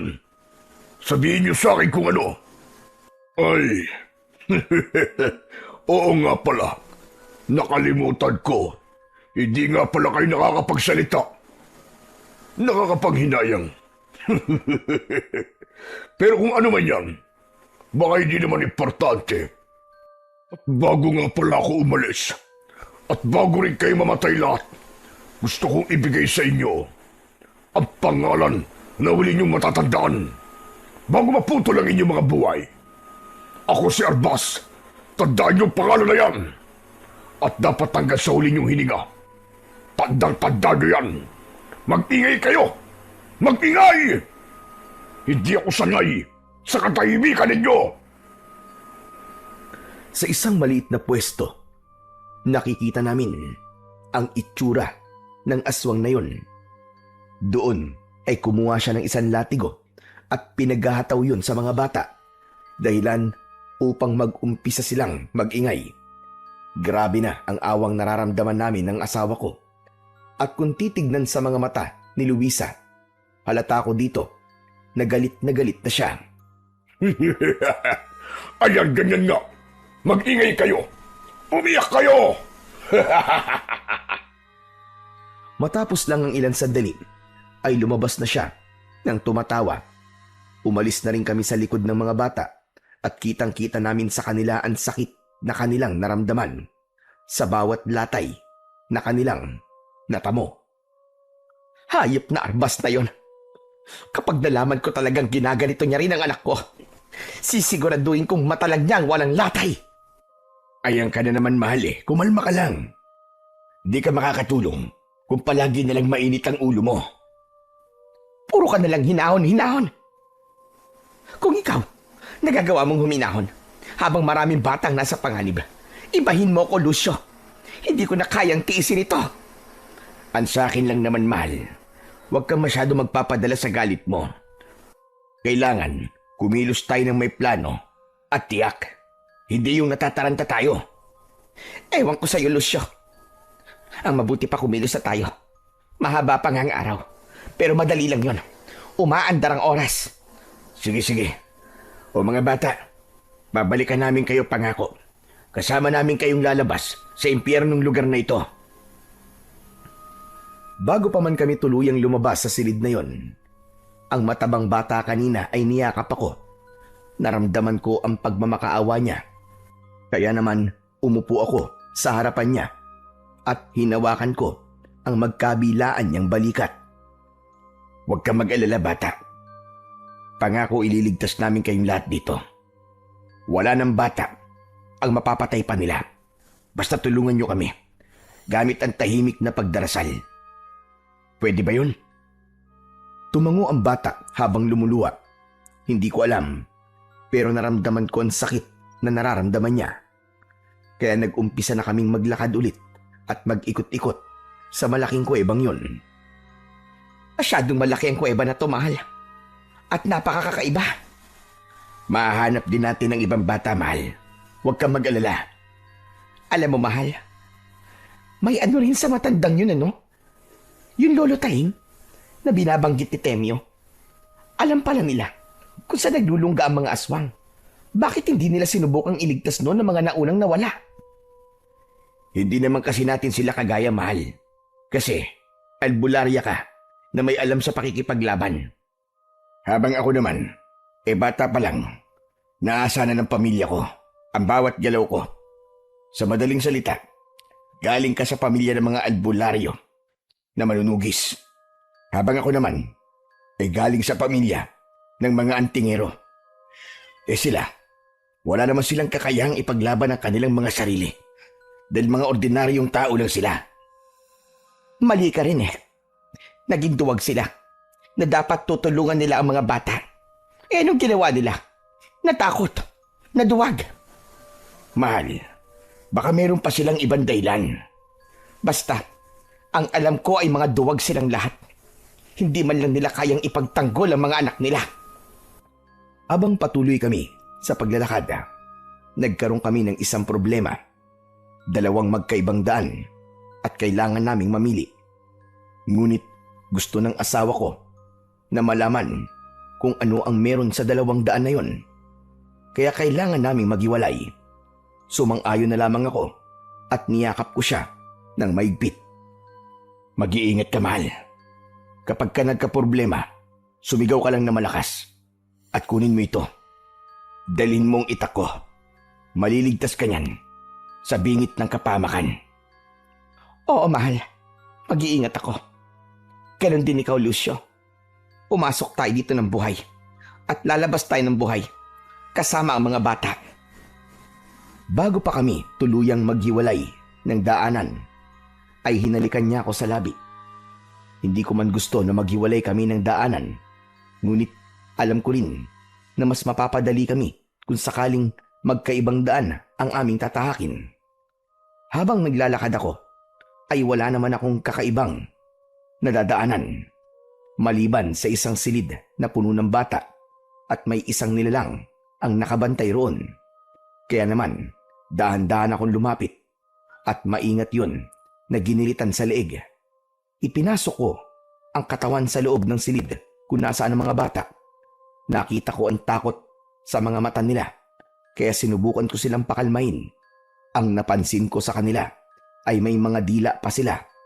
Doon ko lang naintindihan na may direksyon ang pagpatay nila sa mga bata, dahil hindi ko rin doon nakita ang aking anak, at maaaring sa daan na tinahak ng aking asawa ay doon inilagay ang mga bagong bihag. Matagal na ba kayo dito? Sabihin niyo sa akin, saan kayo nakatira? Sa baryong Imatawon ba? Umiling ang mga bata at isa sa kanila ay nagsalita. Doon ko napagtanto na iba't ibang baryo pala ang sinasalakay taon-taon at ginagawa nilang taniman ng mga bata ang baryo. Sasalakay sila tuwing may mga maaaning bata sa bawat baryo. Napasuntok ako sa lupa nang malaman ko na kagabi pala habang kami ay masarap na namamahinga ay may mga naunang bata na rin pala ang pinatay. Maya-maya pa ay narinig ko ang sigaw ng aking asawa. Kaya naman, mabilis kong pinasunod ang mga bata upang mailipat sila sa mga batang tinanggalan na ng dila at mapuntahan ang asawa kong malakas na sumisigaw. Dalian nyo! Tumakbo kayo na mabilis! Kailangan ako ng misis ko. Sigurado malilintikan ako nito pag di kagad ako nakarating. Habang tumatakbo kami, ay isang bata ang nadapa dahil hindi rin niya kayang tumakbo ng napakabilis dahil sa sugat niya sa binti. Kaya naman, walang pag-aalinlangan ko siyang binitbit. Habang sa lugar kung nasaan pala ang asawa ko, ay nakita niya na ang anak naming si Bentot. Ngunit nahuli siya ng mga aswang, kasama ang pinuno ng mga aswang na si Arbas. Hayop kayo! Subukan niyo lang lumapit sa akin. Sisiguraduhin kong gigilitan ko kayo sa leeg. Napakatapag mo naman. Magandang binibini. May aswang din palang marunong mambola. Sorry ka. Hindi ako pumapatol sa mga pangit. At hindi ako binibini. May asawa na ako. Huwag kang mainit sa pakikipaglaban. Huwag kang magmadali. Kung may asawa ka na, sayang naman. Gagawin pa naman sana kitang reyna. Siraulo ka ba? Anong reyna ang pinagsasabi mo? Reyna ng mga aswang? Pasensya na. Dahil reyna na ako kung ituring ng asawa ko. Kaya hindi ako interesado sa pagiging reyna na sinasabi mo. Ang sakit mo sa tenga. Kung ganun, edi magpasensyahan na lang tayo.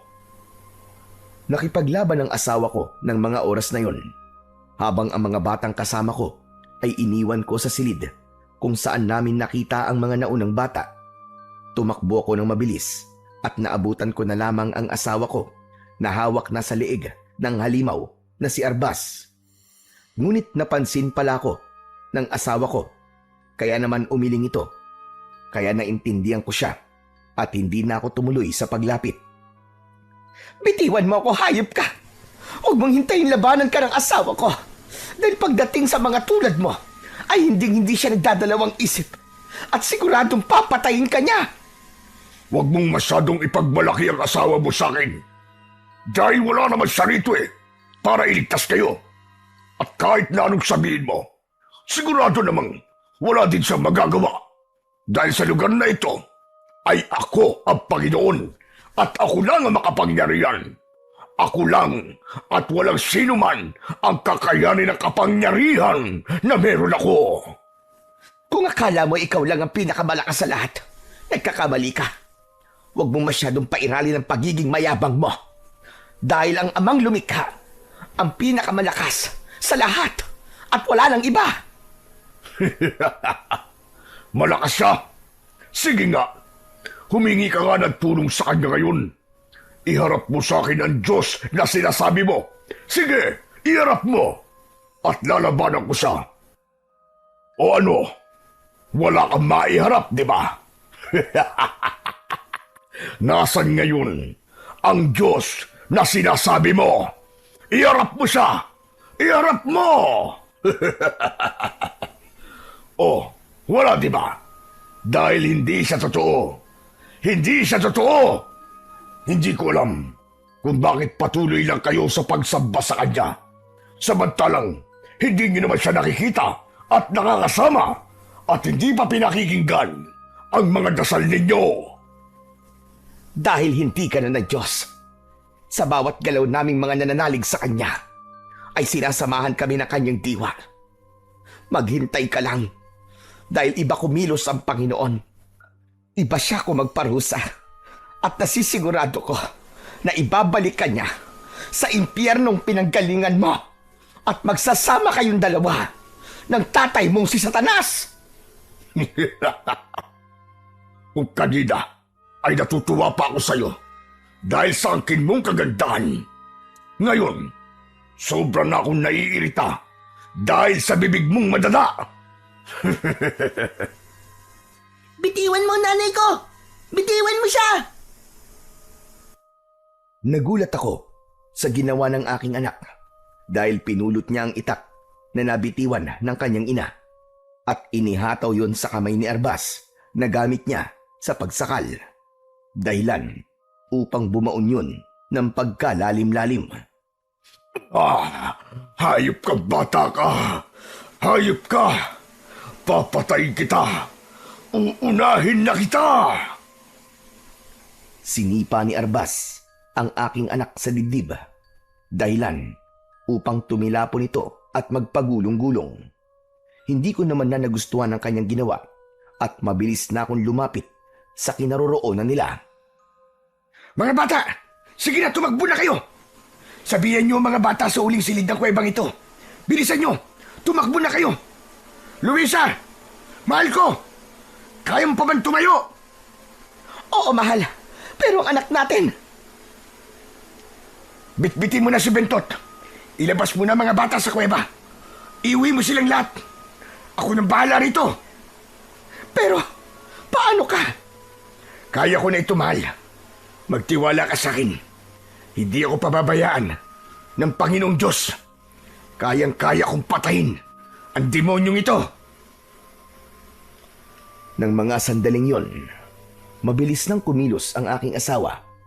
Binitbit niya ang aming anak na si Bentot na nawalan ng malay dahil sa ginawang pagsipa ng hayop na si Arbas.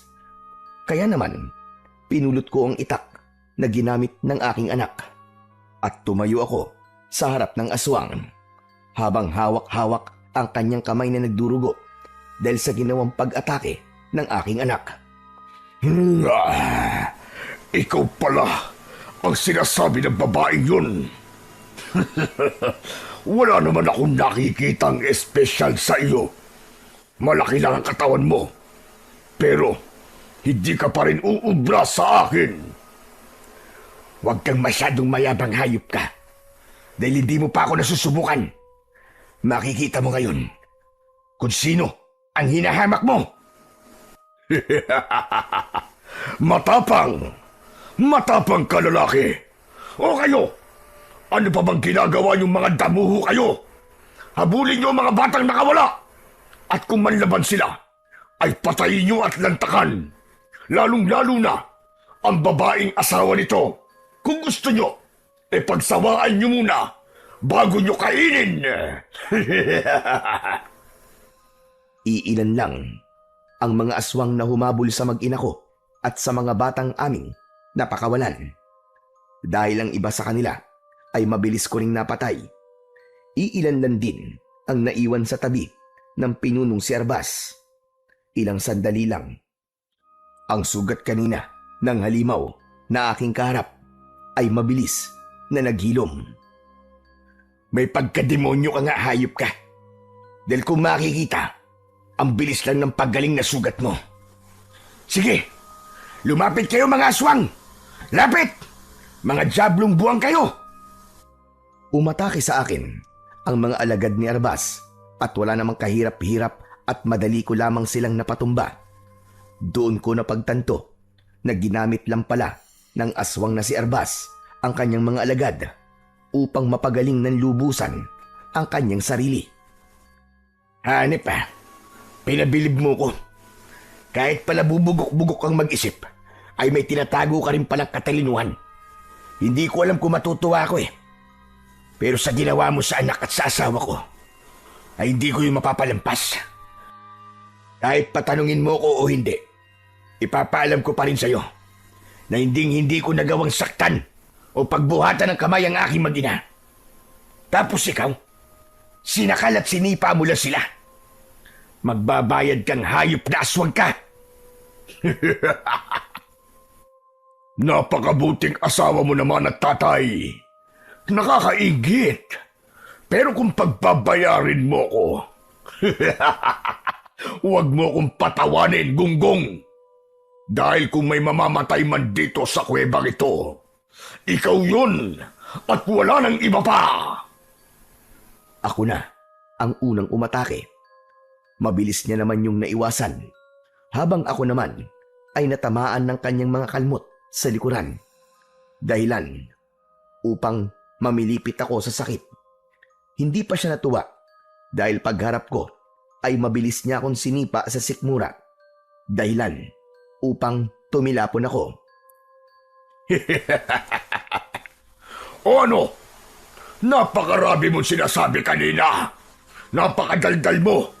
Yung pala, wala ka naman palang ibubuga. Hanggang diyan ka na lang.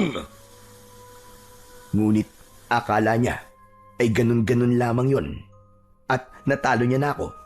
Habang mabagal siyang lumalapit sa akin, ay mabilis akong umusal ng isang orasyon. Kaya nang akmang hahawakan niya na ang aking leeg, ay mabilis kong isinaksak ang isang itak sa kanyang leeg. Binitiwan ko yon at nanlaki naman ang kanyang mga mata dahil sa pagkabigla. Hindi na rin siya makapagsalita dahil sa lalim ng pagkakabaon ng itak sa kanyang leeg. Kung akala mo ay palalampasin kong ginawa mo sa akin pinakamamahal na mag-ina at wala akong maibubuga, nagkakamali ka, Diablong Buang. Dahil gagawin ko ang lahat para sa kanila. Kaya heto, para sa ginawa mong pagkuha sa mga bata, kasama na ang anak ko! Isinaksak ko ang itak na aking hawak sa kanyang dibdib at pinagdiinan pa yon ng paulit-ulit. Dahilan ng pagbulwak ng itim na likido sa kanyang bibig. At ito naman, para sa ginawa mong pananakit sa aking mag-ina. Hayop ka! Binunot kong muli ang itak at malakas ko yung inihataw sa kanyang leeg. Dahilan upang maputol ang kanyang ulo. Bumulwak ang dugo sa leeg nito. Hayop ka, Diablong Buang ka. Maraming taong kang nagasik ng lagim. Marami kang batang pinahirapan at pinatay. Ngayon, bumalik ka na sa impyernong pinanggalingan mo. Iniwan ko ang katawan ni Arbas habang ang ulo naman niya ay binitbit ko. Lumabas ako sa kuweba at naabutan ko roon ng aking mag-ina at ang iba pang mga bata. Nakita ko rin ang ibang alagad ng pinunong si Arbas na wala ng buhay at nalaman kong ang mahal ko palang si Luisa ang siyang may gawa nun. Napatay niya ang humabol sa kanilang mga aswang. Ayos na. Tapos na, mahal ko. Tapos na ang matagal na paghihirap ng ating baryo. Magiging ligtas na ang mga bata. Payapa na ulit silang makakapaglaro. Hindi mapigilan ng mga bata ang magsaya. Kasama na doon ang aking anak na tumakbo pa sa akin at niyakap ako ng maigpit. Lumapit naman ang matabang batang kanina na tumulong sa amin. Kahit hindi na siya nakakapagsalita, ay alam kong labis-labis ang kanyang pagpapasalamat. Lumuluha ito na niyakap din ako. Hindi naman kami nagtagal sa lugar na yon at mabilis din kaming lumabas sa kakauyan. Nang makalabas kami, ay naghiwa-hiwalay na rin kami. Niyakap uli kami ng mga batang iniligtas namin at ng batang mataba. Hindi na namin nalaman ang kanyang pangalan dahil hindi nga ito makapagsalita. Bumalik kami sa aming baryo. Naabutan namin doon ang mga tao. Nang makita nila na kasama na namin ang mga bata, ay mabilis silang lumapit at nagpasalamat. Doon, ipinakita ko ang ulo ng aswang na agarban na si Arbas at sinabi ko sa kanila na malaya na sila sa takot, na hindi na sila mangangamba, na baka mawala sa kanila ang kanilang mga anak. Dahil sa aming ginawa, nangako sila na buong puso silang babalik sa pananalig sa Panginoon. At doon ako natuwa dahil unti-unti na naming nakakamit ang aming misyon na ibalik ang pananampalataya ng mga tao sa Panginoong Diyos sa baryong yon. Kasama na doon ang matanda na si Apo Taling. Humihingi ako ng tawad sa inyo dahil sa ginawa kong paninisi sa inyo. Kayo pala ang tatapos sa kasamaan ng mga aswang na ilang taon nang namemerwisyo sa baryong ito. Nangangako ako na tutulong kaming lahat sa paglilinis ng simbahan. Babalik ako sa pananalig sa ating poong lumikha. Wala na ho sa amin yun, Apo Taling. Ang mahalaga po, nabalik na po ang pananampalataya niyong lahat sa Panginoong Diyos. Dahil kapag may pananalig, ay walang imposible. Habang tayo ay nabubuhay, nakasama ang paniniwala sa Kanya, ay laging may pag-asa.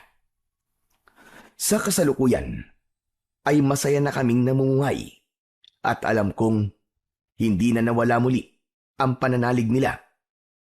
Kasama namin silang nagsisimba at nagdadasal, nagpapasalamat at humihingi ng tawad. Lagi tayong manalig at huwag nating kwestiyonin ang kaya ng ating amang may kapal dahil siya lamang ang nakakaalam sa lahat. Hindi niya tayo kailanman tinalikuran at ganun din ang gawin natin sa Kanya. Panatilihin natin ang pananampalataya sa Panginoong Diyos sa ating mga puso at isipan. Dahil sa oras na kailanganin natin siya, ay lagi siyang nandyan upang tayo ay iligtas sa kamay ng mga masasamang nilalang. Nawala na ang takot ng mga tao sa aming baryo na dulot ng mga aswang na agarban. Masaya ko na nagbalik na sa baryo ang pananalig at wala ng takot sa kanilang puso. Matapos ang mga pangyayaring yon, ay naisipan namin na magdiwang at pakainin ang mga bata at sama-samang pagsaluhan ang aming konting nakayanan. Oh, huwag kayong magtulakan mga bata ha. Lahat kayo mabibigyan. Abay oo naman, matitikman nyo ang masarap na luto ng aking mahal na si Luisa. Oo nga pare. Naamoy ko pa lang naglalaway na ako. Etong anak ko si Sandra, di man lang makapagsalita. Alam ko na excited din siya matikman ang luto mo, Luisa Huwag kang mag-alala dahil balang araw, gagaling din si Sandra at makakapagsalita din siya sa awa ng Panginoon. Labis talaga akong natutuwa. Ngayon lang nangyari na makita ko ulit mga tao na masaya at hindi nababalot ng takot. Salamat sa inyong mag-asawa. Salamat din dahil pinatawad niyo ko sa mga maling nagawa ko at maling paniniwala ko. Nako, wala po yun, Lolo Taling. Ayos na po yun. Ang mahalaga po, wala ng pangamba at wala ng gugulo sa baryo. At pinaka-importante sa lahat, nagbalik na ang paniniwala ng mga tao sa Panginoong Diyos sa baryong ito. Tsaka wag po kayo mag-alala, Lolo Taling. Kung sakali magkakaroon uli ng aswang dito, Nandito ako, lalabanan ko sila. Nakita nito si paring Lucio kung paano ko kalabanin yung ibang aswang. Wala silang binatbat sa akin. Ay sos, tama ka na. Kaya pala nahimatay ka nang makakita ka ng iilang aswang. Pasalamat ka na lang talaga. Hindi agad ako nagising nang makalakad ka na. Ay talaga, kung naabutan kita, talagang aabutin ka sa akin. Abay, pasalamat ka talaga ng malaki. Dahil kung ako nga, takot kay Luisa, mas matakot ka kapag siyang nagalit. Aba, mas malupit pa sa aswang yan. Opo, Mang Temyo. Lagot ka talaga kay nanay kung nagkataon. O ano, Temyo? Magsasalita ka pa? Lalabanan pala mga aswag, ha? Mangyaring inantok lang talaga ako nun. Hindi ko nakayanan, kaya nakatulog ako. Bawal magsinungaling, Temyo. Tama na nga yan.